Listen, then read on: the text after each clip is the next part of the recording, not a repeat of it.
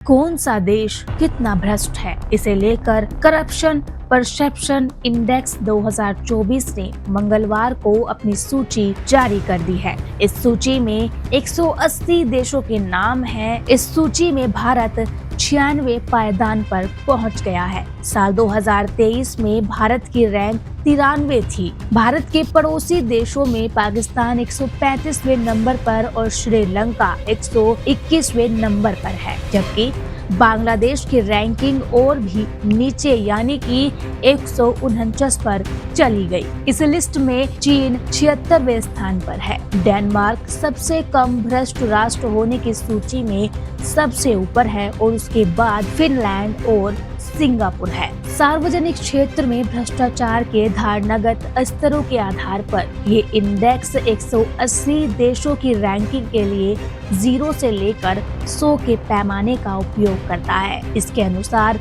0 का अर्थ अत्यधिक भ्रष्ट और 100 का तात्पर्य बिल्कुल साफ सुथरा होता है। इस आधार पर वर्ष 2024 में भारत का कुल स्कोर 38 था, जबकि 2023 में ये 39 और 2022 में ये 40 था। बहरहाल वर्ष 2023 में भारत की रैंक 93 थी और इस साल की रैंकिंग में भारत 96वें पायदान पर है। भ्रष्टाचार धारणा सूचकांक यानी कि CPI दुनिया में सबसे व्यापक रूप से इस्तेमाल किए जाने वाली वैश्विक भ्रष्टाचार रैंकिंग है। ये मापता है कि विशेषज्ञों और व्यवसायियों के अनुसार प्रत्येक देश का सार्वजनिक क्षेत्र कितना भ्रष्ट है। प्रत्येक देश का स्कोर 13 विभिन्न भ्रष्टाचार सर्वेक्षणों और आकलनों से प्राप्त कम से कम 3 डेटा स्रोतों से लिया जाता है। ये सोर्स विश्व बैंक और विश्व आर्थिक मंच सहित विभिन्न प्रतिष्ठित संस्थानों द्वारा एकत्र किए जाते हैं। CPI की गणना करने की प्रक्रिया की नियमित रूप से समीक्षा की जाती है ताकि ये सुनिश्चित किया जा सके कि जारी किए जाने वाली सूची यथासंभव मजबूत और सुसंगत है या नहीं। किसी देश का स्कोर 0 से 100 के पैमाने पर सार्वजनिक क्षेत्र के भ्रष्टाचार का अनुमानित स्तर है, जहां 0 का मतलब अत्यधिक भ्रष्ट है और 100 का मतलब जहां भ्रष्टाचार बिल्कुल भी नहीं है। किसी देश की रैंक सूचकांक में अन्य देशों के सापेक्ष उनकी स्थिति है। सूचकांक में शामिल देशों की संख्या बदलने पर ही रैंक बदल सकती है। इसीलिए रैंक उस देश में भ्रष्टाचार के स्तर को बताने के मामले में स्कोर जितना महत्वपूर्ण नहीं है। किसी देश के CPI स्कोर में छोटे उतार चढ़ाव या बदलाव आमतौर पर महत्वपूर्ण नहीं होते हैं। यही कारण है कि हर साल परिणामों की पूरी लिस्ट में उन सभी देशों को चिन्हित किया जाता है जिनमें सांख्यिकीय रूप से महत्वपूर्ण परिवर्तन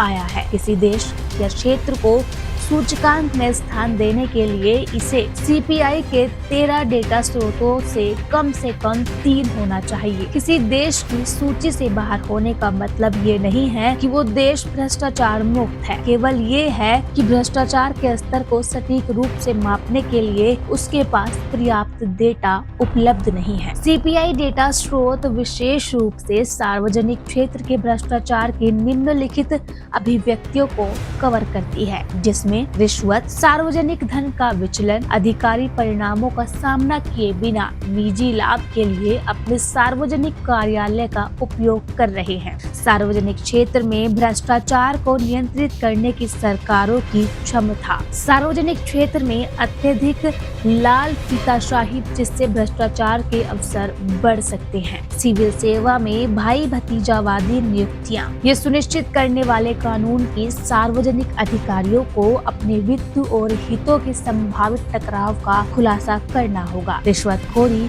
और भ्रष्टाचार के मामलों की रिपोर्ट करने वाले लोगों के लिए कानूनी सुरक्षा, संकीर्ण निहित स्वार्थों द्वारा राज्य पर कब्जा, सार्वजनिक मामलों, सरकारी गतिविधियों पर जानकारी तक पहुंच CPI में क्या शामिल नहीं है। भ्रष्टाचार के बारे में नागरिकों की प्रत्यक्ष धारणाएं या अनुभव, कर धोखाधड़ी, अवैध वित्तीय प्रवाह, भ्रष्टाचार के समर्थक जैसे वकील, लेखाकार, वित्तीय सलाहकार आदि, काले धन को वैध बनाना, निजी क्षेत्र का भ्रष्टाचार, अनौपचारिक अर्थव्यवस्थाएं और बाजार। भ्रष्टाचार में आमतौर पर अवैध और जानबूझकर छिपी हुई गतिविधियां शामिल होती है, जो केवल घोटालों या अभियोजन के माध्यम से सामने आती है। इसे मापना बहुत कठिन हो जाता है। सीपीआई बनाने वाले स्रोत और सर्वेक्षण सावधानी पूर्वक डिजाइन और कैलिब्रेटेड प्रश्नावली पर आधारित होते हैं, जिनका उत्तर विशेषज्ञों और व्यवसायियों द्वारा दिया जाता है।